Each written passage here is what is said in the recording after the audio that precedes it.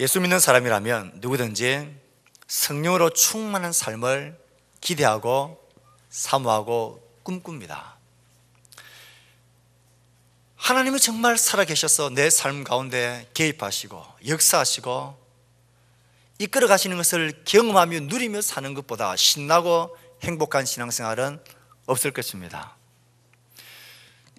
성령 충만한 삶, 성령의 능력으로 충만한 삶, 그분과 동행하는 삶, 우리의 이상이고 바람이고 소원입니다. 그러나 성령 충만한 삶은 성령님과의 친밀한 순종하는 동행의 삶이 없이는 불가능하고 일어나지 않습니다. 성령님과의 친밀하고 순종하는 동행의 삶은 성령님과의 매일과 같이 그분과의 친밀한 교제가 없이는 동행도 순종도 없는 것입니다. 교제를 하기 위해서는 그분이 내 안에 계신다라는 것을 알아야 합니다. 내 안에 계신 것도 확신하지 못하는 그분과 교제한다, 동행한다, 순종한다, 그분으로 충만해지는 것은 있을 수 없는 일입니다.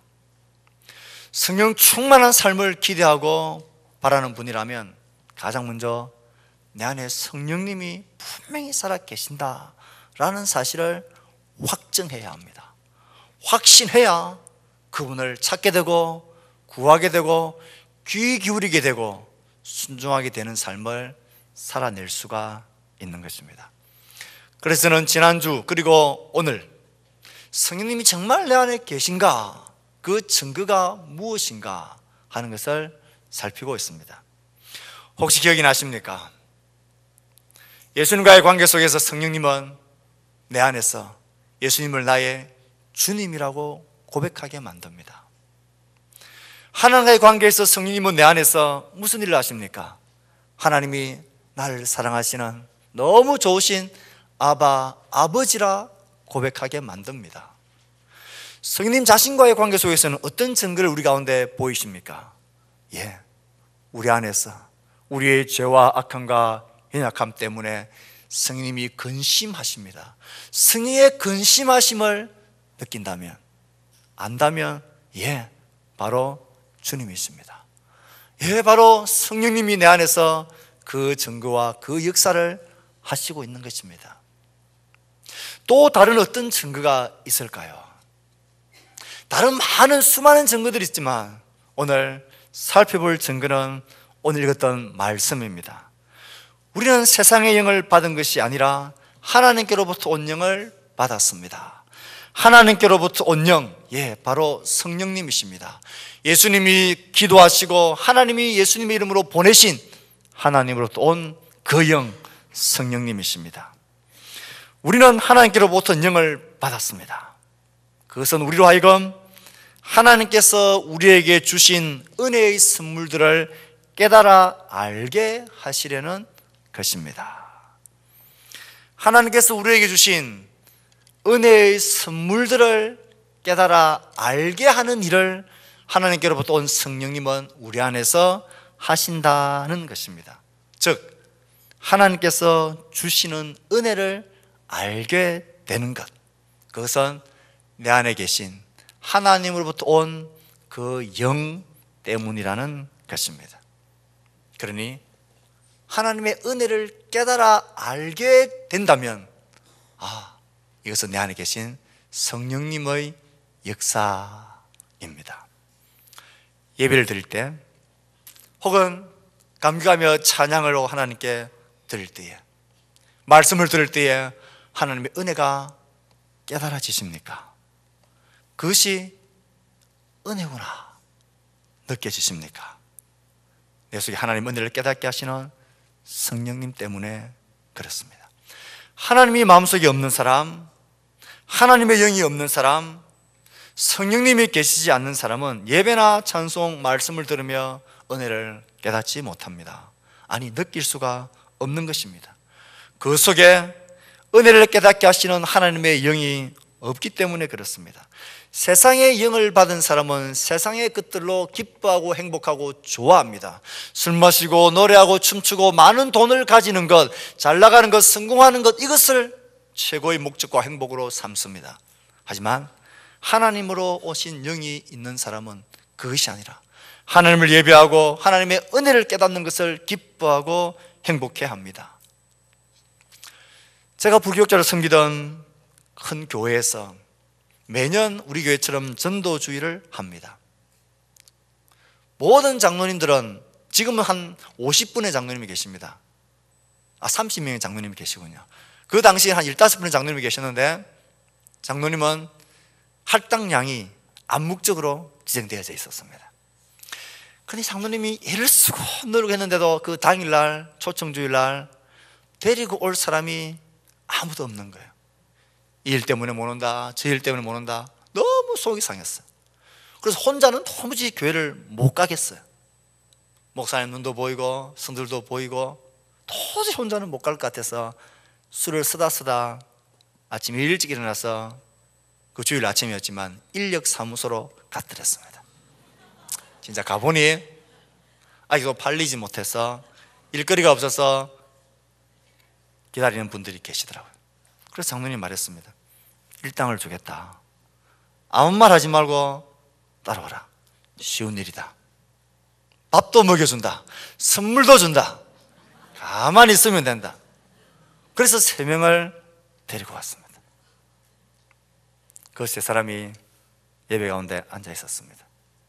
얼마나 좋아요. 시원한 본당에서 꽃도 주지요, 선물도 주지요, 환영해 주지요, 밥도 주지요, 또 아무도 모르는 일당도 주지요. 그런데 5분, 10분이 지나는데 이분들이 좌불안석입니다. 못 앉아, 견디지를 못하는. 다른 사람들은 아멘, 그렇습니다. 감동을 받기도 하고 눈물을 흘리고 그러는데 이분들은 못 앉아 있는 거예요. 차라리 땀을 흘리고 숨을 거치고 일하는 게 낫지 도무지 못 앉아 있겠다는 거예요. 저게 무슨 말인지, 저게 왜 은혜가 되는지, 저게 왜 감동이 되는지 명수. 왜 그럴까요? 하나님의 은혜를 깨달아 아는 것은 사람의 결심과 다짐과 이해로 되는 게 아닙니다. 우리가 하나님의 말씀을 들을 때 내 마음에 하나님이 마음이 저렇구나, 그래야지, 저렇게 살아야지, 그래, 그렇게 해야 되겠다, 이 마음이 깨달아지는 것은 내 안에 하나님으로부터 보내심을 받은 영이, 성령님이 그 일을 하시기 때문에 그렇습니다. 하나님의 은혜가 깨달아지면 하나님이 내 안에 그의 영으로 계신다는 증거입니다. 돈을 주고 밥을 주고 선물을 주어도 힘듭니다. 어렵습니다. 그런 것으로 기쁨을, 행복을 누리지 못하는 것입니다. 하나님의 영으로 우리 가운데 오신 성령님이 계시지 않으면 은혜를 절대로 깨달을 수가 없습니다. 놀라운 사실은 이 은혜라는 것이 남들 눈에는 절대 은혜가 아닌데, 감사할 제목이 아닌데, 성령님이 우리 안에서 역사하시면 이 평범한 일들이 감사하고 은혜의 손길인 것이 깨달아지게 됩니다. 참 부끄러운 일이지만 저는 개인적으로 하나님, 저의 목회의 밭은 왜 이렇게 옥토밭이 아니고 왜 이렇게 자갈밭입니까? 왜 이렇게 거친 밭입니까? 왜 이렇게 돌밭입니까? 이런 불순한 마음을 가졌던 적이 있습니다. 다른 친구들을 보니까 다 옥토밭에 있고, 동료들 보니까 저렇게 쉽게 재밌게 이렇게 사랑받으며 존경받으며 이렇게 목회를 하는 것 같은데, 하나님, 나는 왜 이렇게 거친 가시밭에 돌밭에 나를 이렇게 보내셨습니까?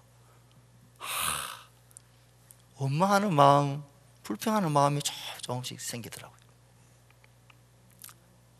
그 시간을 보내면서 기도하는데 하나님이 깨닫게 하시는데 이런 마음을 주시더라고요. 야, 네 같은 거 나의 이 목회의 길에, 이 목양하는 길에 너는 안 된다고. 내가 너를 내치지 않은 것 그것이 은혜인 줄 왜 모르느냐. 그 깨달음이 오니까 그게 은혜더라고요. 너는 안 돼. 너는 나의 일에 적합하지 않아. 내가 너를 잘 아는데 너는 안 되잖아.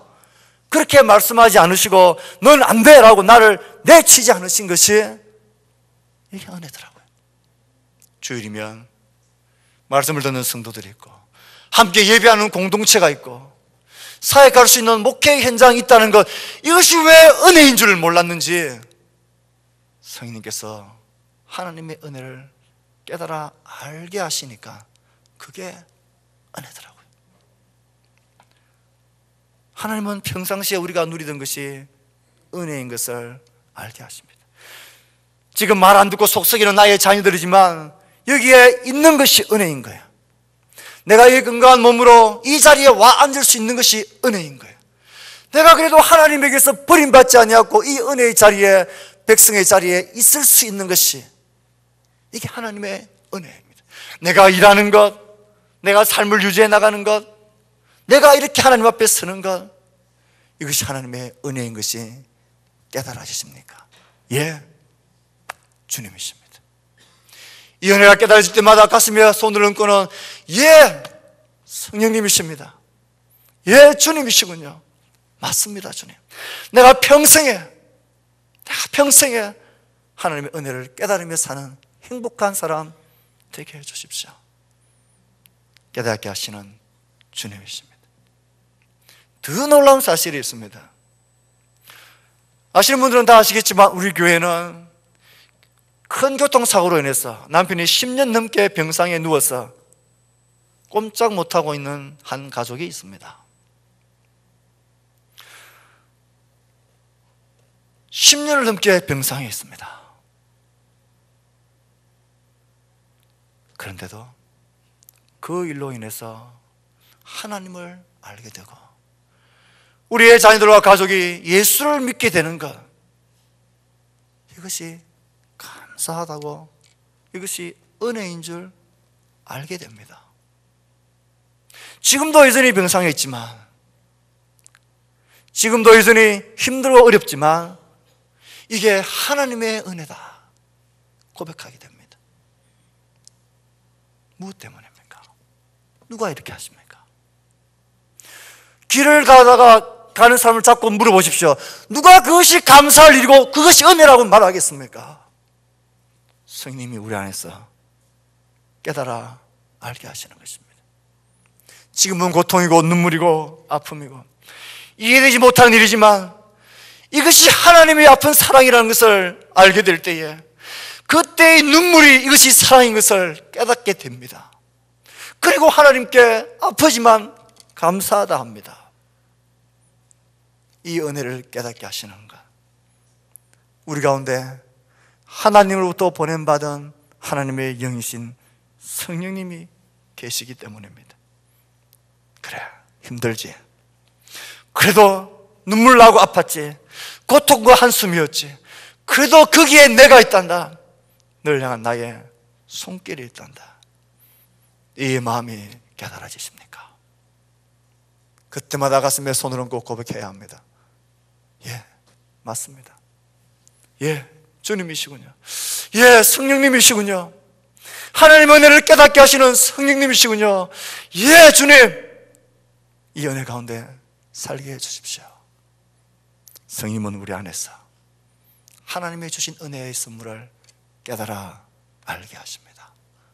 사랑하는 성도 여러분, 어떤 고통과 아픔과 괴로움과 그렇게 감사할 제목이 없어서 내 마음에 기쁨이 없습니까? 성령님을 주목하십시오. 이것이 하나님의 은혜의 선물인 것을 깨달아 알게 하시는 성령님이 우리 안에 계십니다. 알게 됐을 것입니다. 이것이 은혜로 감사로 다가오게 될 것입니다. 그때마다 성령님이 내 안에 이렇게 살아계신 것을 확인하시고 감사하며 이 성령님을 붙들고 사셔야 합니다. 또 다른 한 가지 성령님이 내 안에 계신 분명한 증거가 있습니다. 이 증거는 연애를 해보신 분은 다 아는 것입니다. 중매를 해서 결혼하신 분들도 누군가를 사랑하는 경험이 있었다면 다 아는 것입니다. 그것이 자녀이든 남편이든 아내이든 예인이든 상관없습니다. 누군가를 내 마음에 품은 경험이 있으면, 사랑으로 품은 경험이 있는 분은 다 알게 되는 증거입니다. 한때 정확하게 몇 년도인지는 모르겠지만 파리의 연인이라는 드라마가 공전의 히트를 쳤습니다. 그때 이동건이라는 잘생긴, 저같이 생긴 드라마 탤런트가 예쁘게 생긴 여자 주인공을 향하여서 자기 가슴을 가리키며 이렇게 이야기했습니다. 뭐라고 했죠? 어떻게 몇 년이 지났는데 그걸 알고 계십니까? 자기 가슴을 가리키면서 내 안에 너 있다 그랬어요. 이 한마디 말 때문에 수많은 여성들의 마음이 설레더랬습니다. 내 안에 너 있다. 이 고백을 아는 사람은 다 알게 됩니다. 내 안에 있는 그 사람이 기뻐하는 일을 하고 싶습니다. 그가 좋아하는 일, 그에게 유익이 되는 일이라면 나에게 손해가 되고 힘이 들어도 해주고 싶은 마음의 소원이 생기는 것입니다. 성령님도 이와 같습니다. 하나님의 영이신 성령님이 우리 안에 계시면 하나님을 향한 거룩한, 하나님을 기쁘시게 해드리고 싶은 소원, 마음이 생기는 것입니다. 빌립보서 2장 13절에는 이렇게 말합니다. 너희 안에서 행하시는 이는 하나님이시니 자기의 기쁘신 뜻을 위하여 너희에게 소원을 두고 행하게 하신다. 이걸 새 번역에서는 조금 쉽게 이렇게 번역했습니다. 하나님께서는 여러분 안에 활동하셔서 여러분으로 하여금 하나님을 기쁘시게 할 것을 염원하고 소원하고 실천하게 하시는 분입니다. 내 안에 하나님의 영이 계시면 하나님을 기쁘시게 하고 싶은 소원이 생깁니다. 성령 하나님은 우리 안에서 하나님을 기쁘시게 해드리고 싶은 마음을 가지게 합니다. 또 그것을 실천하도록 하시는 분입니다. 아무도 강요하지 않았는데, 누구도 칭찬해주고 인정해주지 않는데도 불구하고, 수고하고 손해를 보는 일임에도 불구하고 내 안에 있는 그를 기쁘시게 하고 싶은 마음이 생기는 것입니다. 하나님이 기뻐하신 일에 대한 마음을 주시고 실천하도록 활동하시는 분, 내 안에 계신 성령 하나님 때문입니다. 우리의 삶의 영역들을 가만히 생각해 보십시오. 하나님의 영이 계신 사람은 가정과 직장에서의 삶의 소원과 목적이 달라집니다. 가정에서는 하나님이 기뻐하시는, 어떻게 하면 하나님을 기쁘시게 하는 부모가 되고 아내가 되고 남편이 되고 자녀가 될까를 생각합니다. 자녀들의 공부에, 시험에, 성적에 관심 가지는 것 더 이상으로 이 자녀들이 하나님이 기뻐하시는 자녀가 되기를, 믿음이 자라기를 간절히 소원하고 기대합니다. 직장에서의 우리의 소원, 우리의 산업을 운행하는 우리의 소원은 더 많은 돈과 더 많은 승진과 높은 자리를 추구하는 게 아니라 그 직장의 현실에서도 하나님이 나의 주님이시고, 어떻게 하면 내가 하나님을 기쁘시게 하는 직장인이 될까? 특권은 내가 내려놓고 의무를 다하고 더 열심히 수고하고 하나님의 이름을 팔아서 직장일에 소홀하지 않습니다. 그것이 하나님을 섬기는, 하나님을 기쁘시게 하는 것임을 알기 때문에 그렇습니다. 우리의 최고의 목적은 더 많은 돈이나 출세나 진급이 아닙니다.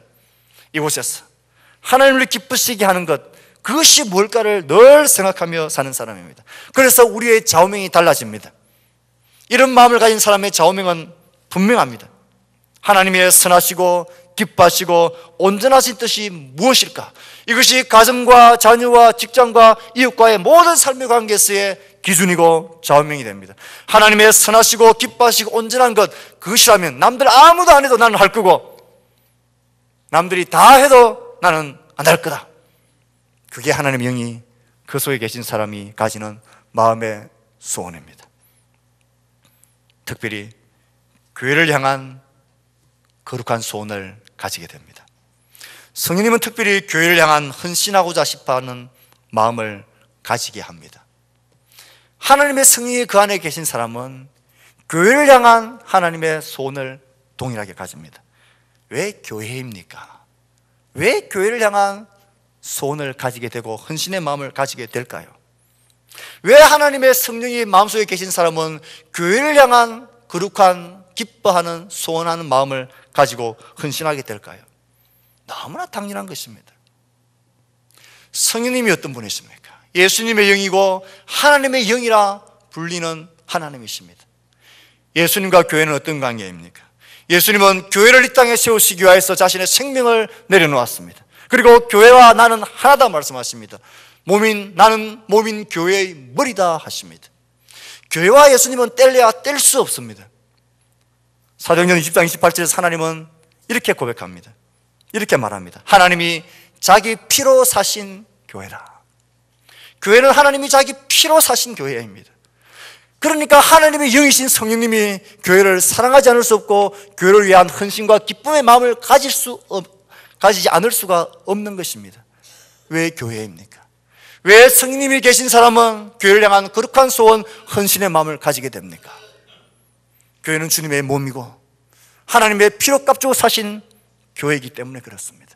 하나님의 영이고 예수님의 영이신 성령님이 계신 사람은 당연히 교회를 향한 하나님의 거룩한 소원을 가지게 됩니다. 내 속에 성령님이 정말 계시는가 스스로 확인하고 싶으십니까? 교회를 향한 나의 마음을 확인해 보시면 정확하게 알 수가 있습니다. 목회자로서 저는 우리 교회 성도들이 교회를 향한 헌신의 모습을 보면 이건 정상적이지 않다는 생각을 종종 합니다. 어떤 사람이 돈을 준다고 해서 저렇게 교회를 사랑하고 섬기고 헌신하고 돌아볼까 생각합니다. 도무지 할 수 없는 일들을 헌신하십니다. 교회 다니는 사람들은 어떤 분은 이렇게 말했습니다. 교회 다니는 사람 참 희한한 종자들이다. 돈을 내면서까지 고생하고 수고하고 그래도 욕을 들으면서도 그것이 또 감사하다고 더하지 못해서 애태우는 희한한 종족들이 교회 다니는 사람이다 말을 합니다.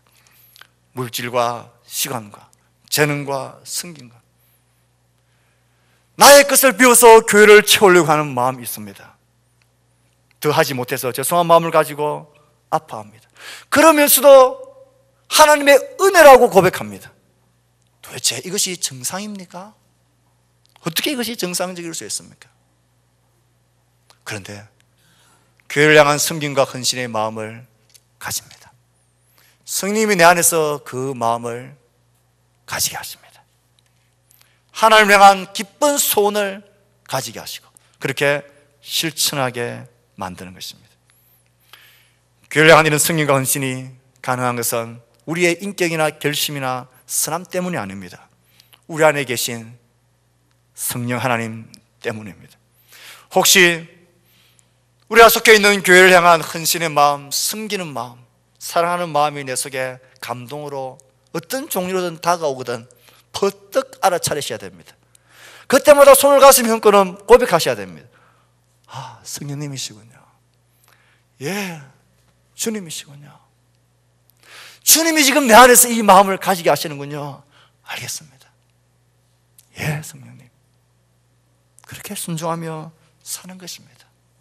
그러면 하나님 주시는 기쁨이 우리 가운데 가득하게 될 것입니다. 하나님을 향한 거룩하고 하나님을 기쁘시게 할 소원, 세상을 향해서는 어떤 소원이 자연스럽게 들까요? 사도행전 1장 8절에 성령은 우리에게 말합니다.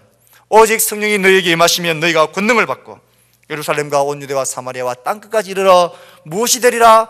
내 증인이 되리라. 성령님이 마음속에 계신 사람은 세상을 향하여서 하나님의 마음을 가지는데, 하나님을 기쁘시게 하고 싶은 마음이 가지는데, 그것은 증인이 되는 것으로 기쁘시게 하고 싶은 마음이 생기게 됩니다. 성령님이 임하시면 우리가 예수님의 증인이 되게 한다는 것입니다. 될 것이라가 아니라, 되어야 한다는 게 아니라 그냥 될 것이라, 된다는 것입니다.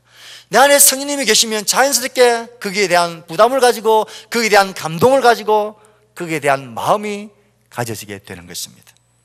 이상한 것 있습니다. 전도합시다. 복음, 영생, 구원. 이 단어는 우리의 마음을 두근거리게 만듭니다. 하나님이 주시는 두근거림이 있습니다. 성령 하나님이 내 안에서 두근거리게 하시는 성령의 두근거림이 있습니다. 동시에 이것을 거부하는 마귀의 두근거림도 동시에 있습니다. 성령이 우리에게 주시는 두근거림은 이런 두근거림입니다. 세상을 향한 하나님의 간절한 심정, 예수의 심정, 하나님의 눈물을 알게 되는 두근거림입니다. 거룩한 부담감입니다. 어떻게 하면 내가 이 복음을 효과적으로 전할 수 있을까?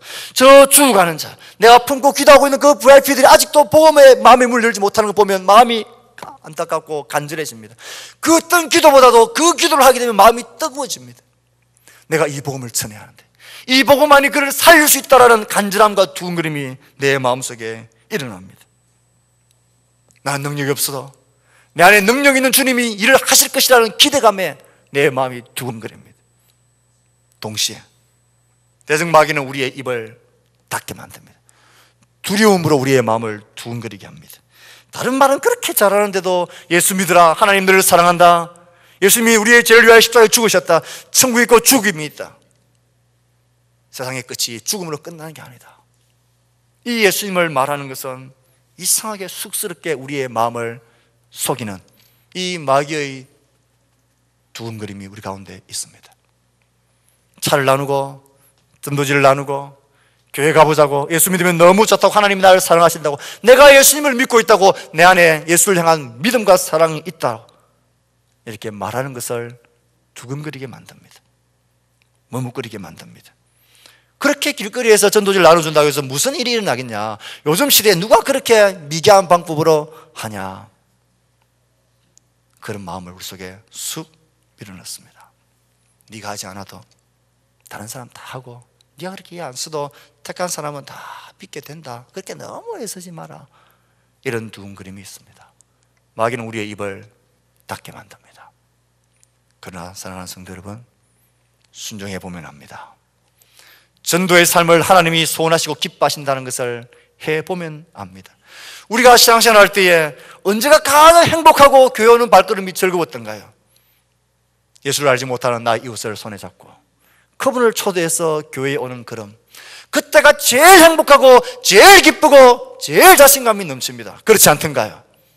스님 우리에게 주시는 감동입니다. 순종해 보면 합니다. 거리에 나가서 차를 나누고 전도지를 나누어주면서 눈에 보이는 것이 다가 아니고 보이지 않는 것이 훨씬 많고 중요합니다. 하나님도 꼭 그렇습니다. 죽음 이후에 영원한 세계가 있습니다. 하나님이 당신을 사랑합니다. 꼭 한번 읽어보십시오. 이 전도지를 나눠줘 보면 압니다. 힐그릭을 쳐다보며 벌레 본 듯이 우리를 멸시하는 눈으로 쳐다보고 지나갑니다. 어떤 사람은 손을 툭 치고 치워요. 그런데 이상한 것은 기분이 나쁘지 않습니다. 여유가 생깁니다. 몰라서 그렇지. 내가 누구 좋아하라고 지금 이렇게 했는데 몰라서 그렇지.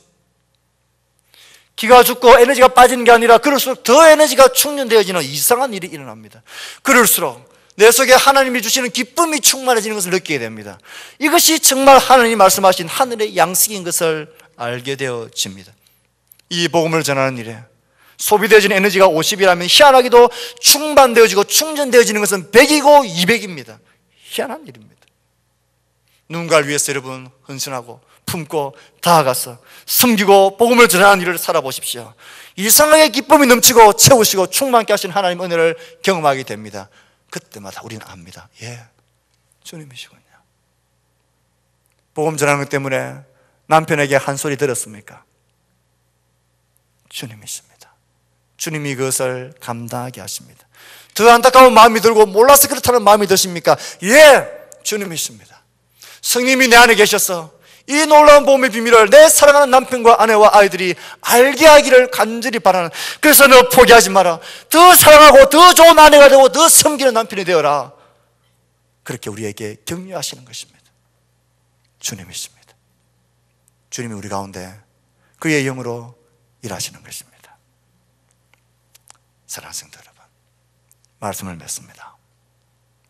성령 충만한 삶은 구호가 아닙니다. 성령과의 친밀한 동행이 없이는 성령 충만한 삶은 아무리 부르짖어도 우리 가운데 오지 않습니다. 성령과의 동행은 친밀한 교제가 없이는 안 됩니다. 이 교제는 내 안에 계신 성령님을 확신하지 않는 이상 교제할 필요를 느끼지를 못합니다.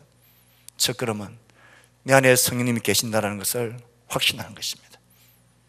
아셔야 합니다. 그래야 이 성령님을 구하게 되고 귀를 기울이게 되고 순종하게 되고 점점 우리의 삶이 그의 능력으로 장악되어지고 충만케 되어지는 역사들이 일어나게 될 것입니다. 우리 모두에게 주의 성령이 충만케 되어지기를 축복합니다. 우리 모두가 내 안에 성령님이 계신 것을 확신하며 이 계신 성령님께 귀를 기울이고 마음을 기울이고 음성을 듣고 그렇게 주 앞에 서는 우리가 되어야 합니다. 그럼 우리의 삶은 새로워질 것입니다. 예수님이 그의 성령으로 내가 너희를 고와 같이 버려두지 않고 반드시 내가 다시 너희에게 오리라 말씀하신 대로 예수님은 성령님으로 우리 가운데 임재하십니다. 우리 안에 계셔서 예수님을 나의 주라고 고백하게 만듭니다. 하나님을 내 사랑하는 아바 아버지라 고백하게 합니다. 성령의 근심을 느끼게 합니다. 하나님의 은혜를 깨닫게 합니다. 하나님을 향한 거룩한 마음과 소원을 가지고 실천하게 합니다. 이런 증거들이 우리 가운데 있습니까? 이것들을 다 살펴볼 때에 성령님이 내 안에 계십니까? 예, 그러면 우리는 하나님의 자녀인 것입니다. 성령님은 내 안에서 내 삶을 주도해 가시고 충만한 삶을 살기를 하나님은 원하십니다. 내 삶에 베푸르신 하나님의 은혜와 하나님을 향한 거룩한 소원이 느껴질 때마다 예, 주님이시군요. 예, 성령님이십니다. 그 성령님과 친밀하게 동행하며 그분에게 더욱더 순종하며 그분이 기뻐하는 삶을 살아가 보십시오. 성령 우리 가운데 그의 능력을 나타내실 것이고 그의 충만함을 우리 가운데 채워주실 것입니다. 우리 모두가 살아계신 내 안에 오늘도 살아계신 예수님과의 행복한 동행의 삶이 영원토록 지속되어지기를 주의 이름으로 축복합니다. 아멘.